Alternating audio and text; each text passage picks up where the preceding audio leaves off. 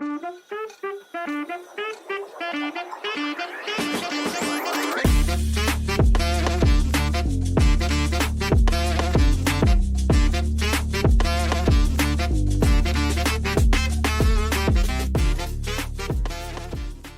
ठीक। अच्छा सर, अभी हम जिस्मानी टॉर्चर की बात कर रहे थे, जिस तरह आपने बताया कि होता तो है, बेशक कानून में उसकी इजाज़त नहीं है। अगर हो जाता है रिमांड स्टेज के अंदर, तो क्या ऑप्शंस होती हैं, क्या प्रोसीजर होता है उसके अंदर? अच्छा, सबसे बड़ी आपको यहाँ पे बताऊँ कि लॉ बहुत रैपिडली चेंज हुआ है। ठीक है। एक कॉन्सेप्ट था कि इलाका मजिस्ट्रेट जो होता है ना, और ये अभी भी मेरा अपना ज़ाती मानना है कि इलाका मजिस्ट्रेट एक हेड ऑफ इन्वेस्टिगेशन होता है। वो एक वॉच कर रहा है कि तफ्तीशी सही कर रहा है कि नहीं कर रहा, तफ्तीशी इस मुकदमे को सही प्रोसिक्यूट वो यानी इन्वेस्टिगेट कर रहा है कि नहीं कर रहा। बट एक मैजिस्ट्रेट तफ्तीश में इंटरफेयर नहीं कर सकता। और ये भी रिसेंट इस्लामाबाद हाई कोर्ट की जजमेंट आ गई एक बड़े पॉपुलर केस के अंदर कि हम इन्वेस्टिगेशन में इंटरवीन नहीं कर सकते। और ये उन्होंने जो वो डायरेक्शंस ली हैं, ये सुप्रीम कोर्ट की सेटल्ड प्रिंसिपल है कि आप इन्वेस्टिगेशन में इंटरफेयर नहीं कर सकते। But if my client is tortured by the investigating officer, what should I do? When he will be produced before the Ilaka magistrate, or even if he is not produced, you have a right to file a miscellaneous application before the magistrate कि I have a good reason to believe कि मेरे client के ऊपर torture किया गया। ठीक है। और अदालत like any other person, like any other normal case, उस बंदे का मेडिकल कंडक्ट करवा सकती है कि टू डिटरमिन कि वाकई उस बंदे पे टॉर्चर हुआ है कि नहीं हुआ। अब ये एक अलग डिबेट है कि बहुत साइंटिफिक टेक्निक्स होती हैं टॉर्चर की, कि ऐसे तरीके से गुज्जी सट मारी जाती है कि पता भी नहीं चलता कि इसको मारा है और उसको चोट भी लगी होती है। ठीक है। वो आपने अक्सर बड़ी फेमस ग्वांतानामो बे के अंदर जो टॉर्चर किया जाता था कि आपकी आंखों के ऊपर पट्टी डाल के पानी ऊपर से डाल दिया, तो इस वजह से, और यानी पानी मुंह पर डाल दिया। बहुत सारी और साइंटिफिक टेक्निक्स हैं, आपका यूट्यूब भरा पड़ा है उन टेक्निक से related. But the point is कि अगर मेडिकल में डिटरमिन हो जाए कि वाकई इस बंदे के साथ टॉर्चर हुआ है, then court can also direct to proceed administratively against the investigating officer. उसमें 155(1)(c) की कार्रवाई हो सकती है। एंड द सेकेंड इज़ उन टॉर्चर के कॉन्सिक्वेंसेस में अगर कोई कॉग्निजेबल ऑफेंस कमिट होता हुआ, जो हर्ट का चैप्टर आएगा ना, हर्ट का उसको कौन सा हर्ट कॉज हुआ है, तो उस हर्ट के केस के तहत उसके ऊपर 154 के तहत FIR भी लॉन्च हो सकती है।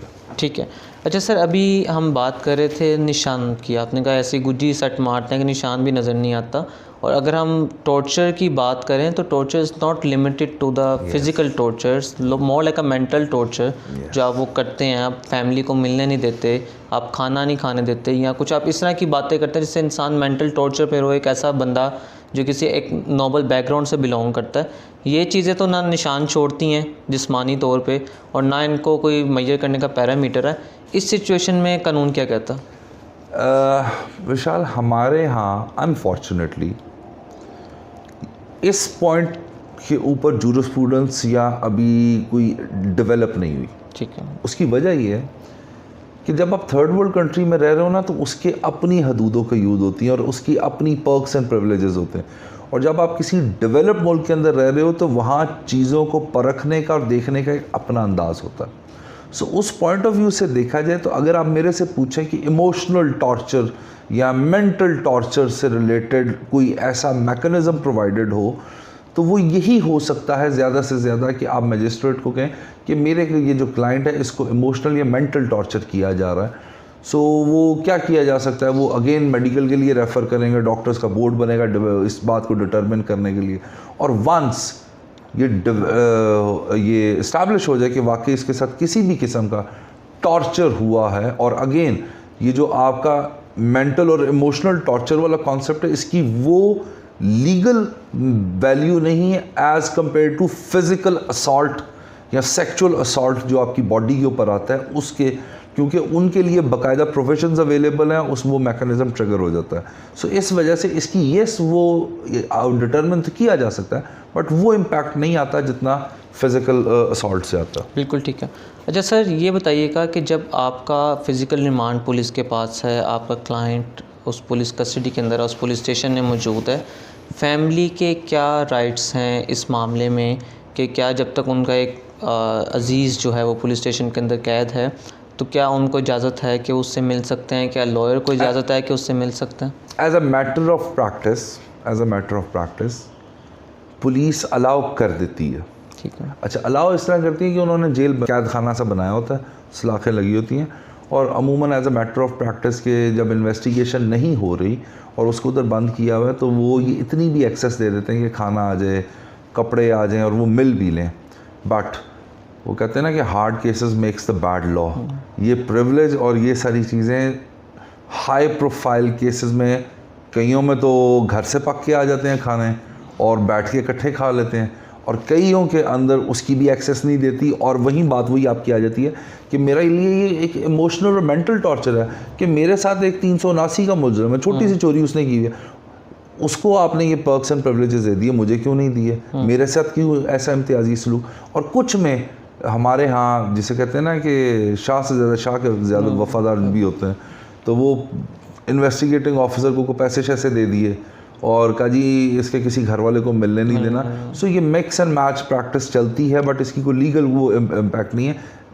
वकील हमारे यहाँ 99.9% जो पुलिस के साथ एक लॉयर की कन्फ्रंटेशन बनती है जो कि अनकॉल्ड फॉर है, वो इन्हीं मामलात के ऊपर बनती है कि तफ्तीशी आपको एक्सेस नहीं दे रहा होता।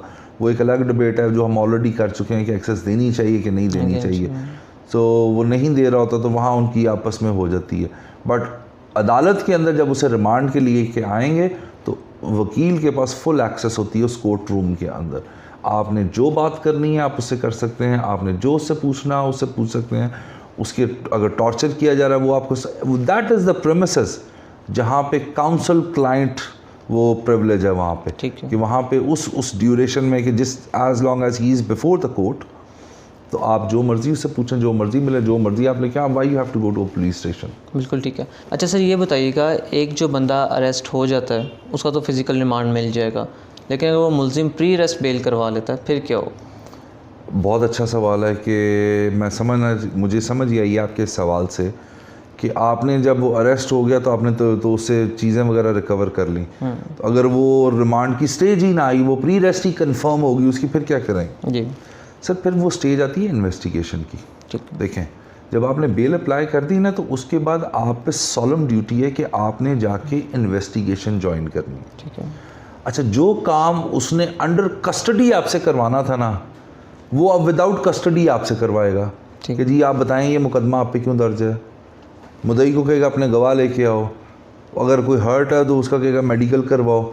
सो दोनों में सिर्फ फ़र्क ये, दोनों में होती इन्वेस्टिगेशन है। ठीक है, रिमांड के उन 15 दिनों में भी इन्वेस्टिगेशन है और प्री अरेस्ट फाइल करने से कंफर्मेशन तक होती उसके अंदर इन्वेस्टिगेशन है। बल्कि I am of the view कि चलान की सबमिशन से पहले तक और या चलान कंप्लीट करने से पहले तक वो इन्वेस्टिगेशन का ही फेज़ रहता है, तफ्तीश होती रहती है। सिर्फ दोनों में ये फ़र्क ये है कि एक इन्वेस्टिगेशन के फेज़ में आप बिहाइंड द बार्स होते हैं, यानी आप अंडर कस्टडी हैं, पुलिस की कस्टडी में, और दूसरी में आप you are not in the custody of police. So होता काम वही है जी, वही काम होता जी। तो इट्स मच बेटर टू से कि अगर आपके ऊपर खुदा न खास्ता FIR हुई है तो it's better to take precautions and go for the pre arrest bail rather than not precaution, they will arrest you. ठीक है, You have to get the pre-arrest bail. Now, what you need to do is कि hire a lawyer like Vishal to get your bail confirmed. Sir ठीक है ना? Sir, so very kind of you. अच्छा sir, ये बताइएगा कि judicial remand क्या होता है? हमने फिज़िकल रिमांड की तो बात कर ली, तो जुडिशियल रिमांड के बारे में बताएं कि जुडिशियल अगर एक फ़िज़िकल रिमांड दे दिए इन्वेस्टिगेशन के लिए, then why there is a need of judicial remand? First वो है क्या, उसकी ज़रूरत क्या? अच्छा, जुडिशियल रिमांड का जो कॉन्सेप्ट है ये शुरू होता है 14 दिन कंप्लीट होने के बाद। ठीक है, अब मुझे यानी एक कॉमन सेंस का सवाल है कि पुलिस के पास लॉ ये कहता है कि आपने 14 दिन तक रखना है, इससे ज़्यादा नहीं रख सकते। तो फिर वो किधर जाता है? फिर आपके पूरे पाकिस्तान के अंदर प्रिजन्स बनी हुई हैं, उनको प्रिजन रूल्स डील करते हैं, जेल मैनुअल डील करता है। तो 14 दिन का रिमांड कंप्लीट होने के बाद या 2 दिन के बाद, 3 दिन के बाद, जब जज समझे कि बस ठीक है इन्वेस्टिगेशन कंप्लीट होगी, अब जाओ इसे जुडिशल करो, तो जज साहब उसी वो जो आपका रिमांड पेपर होता है उस पे उस मुल्ज़म को जुडिशल कर देते हैं। जुडिशल का मतलब ये होता है कि यहाँ पुलिस से लेके उनको एक ऐसी अथॉरिटी के पास जिसको प्रिजन बोला जाता है, जहाँ का सुपरिटेंडेंट है, डिप्टी सुपरिटेंडेंट है, और वो एक डिफरेंट हायरार्की है, ऑल टुगेदर डिफरेंट हायरार्की है, पूरी की पूरी डिफरेंट दुनिया है। जैसे वो अगर कभी आपको अगर मौका मिले तो जेल में जाके देखिएगा कि सुपरिटेंडेंट उस टेरिटरी का बादशाह होता है कि अगर किसी पुलिस के आईजी ने भी आना है ना, he can not enter into a prison without the permission of a superintendent, जो कि मोस्ट प्रोबेबली इंस्पेक्टर लेवल का बंदा होता है, इंस्पेक्टर लेवल का बंदा, he is the all in all of that prison.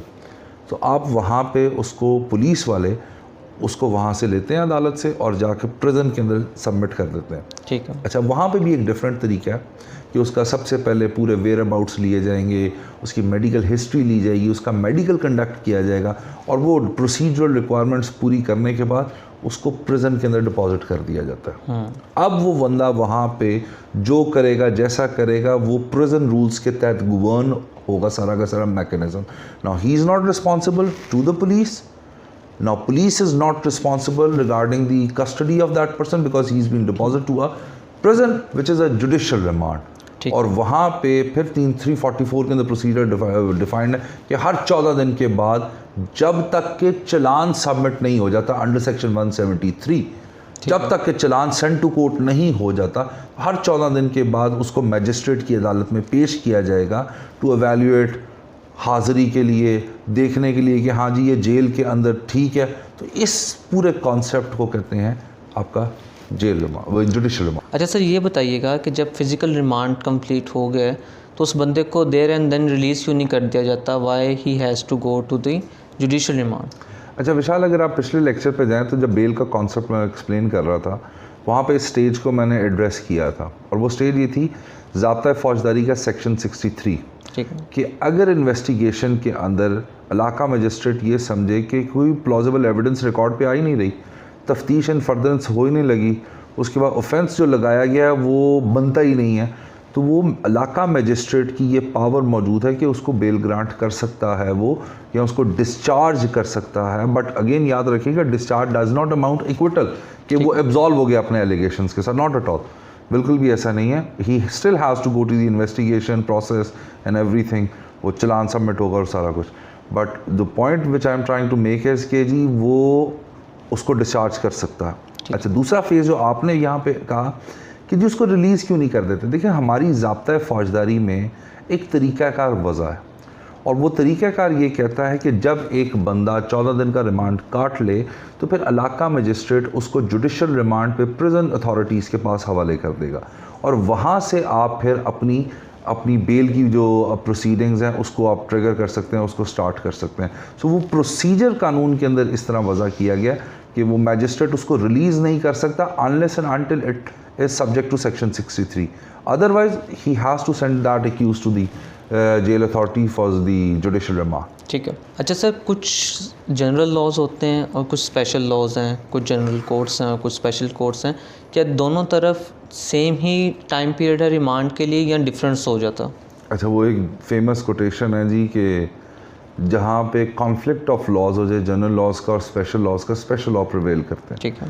So in reference to that दो legislations फ़िलहाल as of now off the cuff मुझे याद आ रही हैं, एक नैब ऑर्डिनेंस और एक एंटी टेररिज्म कोड है, कि इनके अंदर ये डिफ़ाइन किया गया है कि 14 दिन प्लस 90 डेज़। ठीक। और वो 14 दिन का रिमांड तो हो ही गया, उसके बाद 90 डेज़ का होगा, क्योंकि उसके बाद अगर आप एंटी टेररिज्म एक्ट को देखें तो उसके अंदर भी 14 दिन और 90 डेज़ का। अदरवाइज़ अगर लॉ के अंदर, स्पेशल लॉ के अंदर रिमांड की प्रोविज़न अवेलेबल नहीं है तो फिर आपका जो जनरल लॉ है वो भी प्रिवेल करेगा कि 14 दिन से ज़्यादा आप रिमांड नहीं दे सकते। ठीक है, तो स्पेशल लॉ के अंदर 14 दिन के बाद उनका 90 डेज़ का पीरियड शुरू होगा। बिल्कुल। तो सर ऐसा क्यों है? क्या 14 दिन के अंदर इन केसेस के अंदर अपनी इन्वेस्टिगेशन नहीं पूरी की जा सकती? जिन दो लॉज का मैंने आपको रेफरेंस दिया ना, अगर आप इनको देखें कि नैब ऑर्डिनेंस और let me corrected my self here कि अब इन्होंने रिसेंट अमेंडमेंट जो की है उसके अंदर इन्होंने 90 डेज़ का टेन्योर ख़त्म कर दिया। ठीक है। सो जो लेजिस्लेटर्स ने इसको पहले बनाया था तो उनके दिमाग में जो मंशा और मंतक थी वो यही थी, क्योंकि नैब ऑर्डिनेंस के अंदर बहुत ज़्यादा पेपर बेस्ड एविडेंस हो सकती है, क्योंकि इसका डोमेन वाइट कॉलर क्राइम था, करप्शन था, एम्बेजलमेंट था, ये सारी चीज़ें थी। तो उसकी वजह से मल्टी डायमेंशनल डिपार्टमेंट्स इन्वॉल्व होते थे, तो जिसकी वजह से एक एग्जॉस्टिव लॉन्ग इन्वेस्टिगेशन जो आपका पीरियड था वो रिक्वायर्ड था, जिसकी वजह से इसको इनकॉर्पोरेट किया गया। और कोरस्पोंडिंगली अगर आप देखें एंटी टेररिज्म के अंदर हमारे यहाँ अनफॉर्चुनेटली जो इंटरप्रिटेशन ऑफ सेक्शन 6 है दैट इज़ वेरी रॉन्ग कि जी खौफ व हरास फैल गया। ये एक लिटमस टेस्ट है किसी भी वकूए को 780 अट्रैक्ट करवाने के लिए कि जी खौफ व हरास फैल गया। दुनिया the world rest of the world takes terrorism very strictly and they know it for a fact कि what is terrorism what is not. हमारे यहाँ डॉक्टर्स भी टेररिस्ट बने हैं, लेडी हेल्थ वर्कर्स भी टेररिस्ट बनी हैं, लॉयर्स भी टेररिस्ट बनाया गया है, विच इज़ टोटली रॉन्ग। और अभी रिसेंटली आप देखते सियासतदान भी बनते हैं, सो जो कि नहीं होने चाहिए। जो लॉ के अंदर जो मंतक और मंशा है टेररिज्म की वो बहुत डिफाइंड है, लेकिन हमने बहुत च्युइंगम की तरह इसकी सेक्शन 6 की इंटरप्रिटेशन की हुई है, जिसकी वजह से आप 780 लगा देते हैं। बट अगर देखा जाए जो 90 दिन का टाइम है वो रखा ही सिर्फ इसलिए गया, terrorism is a very serious thing. It not only impacts the society, the country, the public, overall दुनिया के अंदर it affects the rest of the world as well। कि अगर कोई टेररिस्ट एक्टिविटी पाकिस्तान के अंदर होती है तो उसका इम्पैक्ट पूरी दुनिया के अंदर जाता है। और Pakistan has been the most suffering nation when it comes to terrorism, इसके विक्टिम है हम लोग। सो इस वजह से ये एक प्रोलॉन्ग्ड इसके अंदर रखा गया ताकि पता किया जा सके डिटेल्ड के साथ कि ये क्यों ये जो भी जिस बंदे को भी टेररिज्म के लिए इन्वेस्टिगेट किया जा रहा है, तो इस वजह से ये प्रोलॉन्ग पीरियड है। बट अगर ये नहीं है, किसी भी स्पेशल स्टैट्यूट में नहीं है, तो जो प्रिवेल करेगा वो 167 ही करेगा। बिल्कुल ठीक है सर, हमने ऑलमोस्ट सारी ही रिमांड की चीज़ों को टच किया है और आपने बहुत डिटेल इसमें बात की है। मैं चाहूँगा जो मेरी तरह के यंग लॉयर्स जो अभी सिर्फ सीखना चाह रहे हैं वो इस वीडियो को देख रहे होंगे, उनके लिए कुछ आप टिप्स शेयर कीजिएगा कि अगर वो रिमांड के केस को डील कर रहे हैं तो किन किन बातों का ख्याल रखें और किस तरीके से अपनी जो प्लीडिंग्स हैं इस पूरे केस के अंदर बेहतर कर सकते हैं। अच्छा विशाल, इसके अंदर प्लीडिंग्स का तो एज सच जिक्र नहीं है, एक्सेप्ट कि अगर आपने कोई एप्लीकेशन मिसलिनियस मुतफर्रिक दरख्वास्त देनी है। Otherwise the most of the things involve during the remand stage for a lawyer is advocacy. ठीक है। और बहुत अच्छी जजमेंट जिसके अंदर बताया गया है कि इन्वेस्टिगेशन के पैरामीटर्स क्या हैं, एक मैजिस्ट्रेट का रोल क्या है, वो इस चीज़ को डिटरमिन करे कि जी आया इन्वेस्टिगेशन फर्दर कोई इन्वेस्टिगेट कर भी रही है या police is just seeking the remand for the sake of seeking it. और उसके बाद सबसे बड़ी बात है कि आपने इन्वेस्टिगेशन के प्रोसेस को हैम्पर नहीं करना, और सबसे बड़ी बात कि आपने इस पूरे प्रोसेस के अंदर अपनी क्लाइंट की ट्रू रिप्रेजेंटेशन देनी है।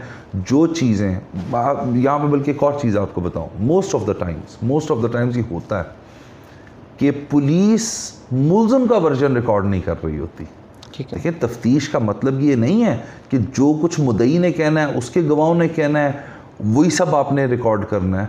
आपने मुल्ज़म और उसके गवाहान के बयानात भी रिकॉर्ड करने होते हैं। सो इस वजह से ये बहुत ज़रूरी है कि आप एज अ लॉयर इस चीज़ को इंश्योर करवाएं कि जो पुलिस की इन्वेस्टिगेशन प्रोसेस है उसके अंदर आपका मुल्ज़म का स्टांस और डिफेंस आ रहा है कि नहीं आ रहा। और अगर नहीं आता, you have a right to approach to the magistrate कि सर हमारा वर्जन नहीं रिकॉर्ड किया जा रहा। तो मैजिस्ट्रेट डायरेक्ट कर सकता है इन्वेस्टिगेटिंग ऑफिसर को कि मुल्ज़िम का वर्जन भी रिकॉर्ड किया जाए। लेकिन सर अभी आपने बताया कि जो ज़िमनी हैं वो तो वो है प्रिविलेज कन्वर्सेशन है, तो एज अ लॉयर आपको कैसे पता चलता है कि पुलिस अपनी इन्वेस्टिगेशन में क्या लिख रही है क्या नहीं लिख रही है, अनलेस और अनटिल चलान ना आ जाए कोर्ट के अंदर? बिल्कुल, उसमें 161 के स्टेटमेंट्स हो रहे होते हैं। ठीक है।